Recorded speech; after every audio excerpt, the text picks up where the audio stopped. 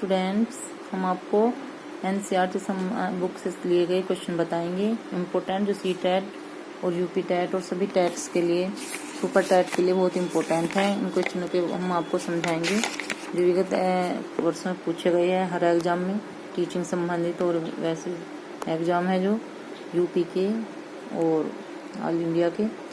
तो question number 1 है, सबसे पुरानी पांडुलिपि ये सीटेट में आया हुआ है, लिखी गई किस पर? कागज पर, लकड़ी पर, ताड़पत्रों पर, पत्थरों पर। तो इनमें से ताड़पत्रों पर।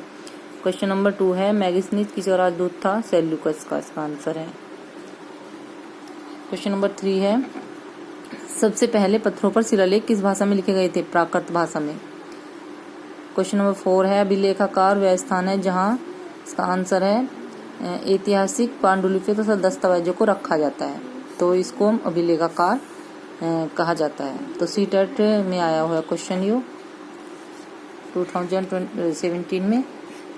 क्वेश्चन नंबर, इससे अगला क्वेश्चन नंबर है,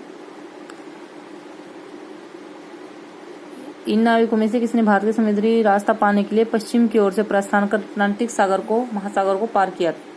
ये भी वेरी इंपोर्टेंट क्वेश्चन है, सीटेट में आया हुआ है। तो इसका आंसर है क्रिस्टोफर कोलंबस। अगला क्वेश्चन है, अशोक के अधिकतर अभिलेख निम्नलिखित में से किस लिपियों में लिखे गए थे? तो इसका आंसर है ब्राह्मी लिपि। अगला क्वेश्चन है, पांडुलिपि और अभिलेखों पर निम्नलिखित में से दो कथनों ए और बी पर विचार कीजिए। तो ए है, इसमें पांडुलिपियों पर आए ताड़पत्रों अथवा भुर्ज नामक वृक्ष की छाल से विशेष तरीकों से तैयार भोजपत्र पर लिखी जाती थी। बी है, अभिलेख पत्थर अथवा धातु जैसे अपेक्षाकृत कठोर सतहों पर उत्कीर्ण किए जाते थे। तो ये दोनों आंसर सही है। इससे अगला क्वेश्चन है, वेरी इंपॉर्टेंट क्वेश्चन है, भारतीय पुरातात्विक सर्वेक्षण का प्रथम सर्वेयर जनरल थे अलेक्जेंडर कनिंघम। इससे अगला क्वेश्चन है जो हर एग्जाम में आता है, UP TET, C TET, super TET या किसी भी और नई वैकेंसी संबंधित हो, जिससे हिस्ट्री वगैरह के एग्जाम से संबंधित है। शाहनामा किसके द्वारा लिखी गई है? फिरदौसी।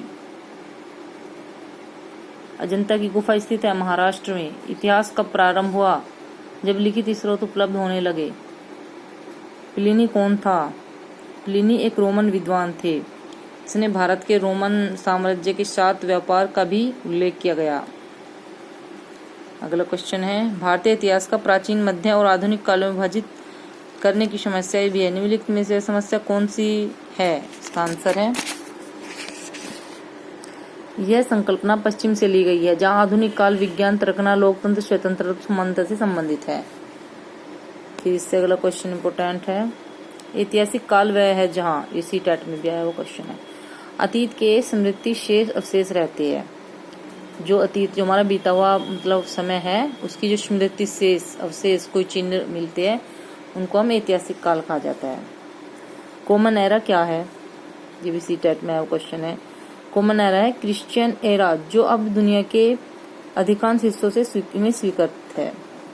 प्राचीन भारतीय इतिहास के महत्वपूर्ण साहित्य की स्रोत क्या है? संस्कृत साहित्य। जो सबसे प्राचीन साहित्यिक स्रोत है वो है संस्कृत साहित्य। इसी से और अन्य साहित्यों की उत्पत्ति हुई, मतलब उसके बाद ही।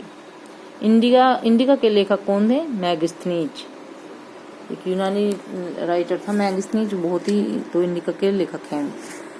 इससे अगला क्वेश्चन है, निम्नलिखित में से कौन सा कथन प्रशस्ति के रूप में बारे में गलत है? ये है, प्राय राजा इन्हें स्वयं लिखा करते थे। ये वाला क्वेश्चन गलत है। इसलिए इससे अगला क्वेश्चन देखते हैं हम, इम्पोर्टेंट, हिंद यूनानी शासकों के बारे में जानकारी का मुख्य स्रोत है सिक्के।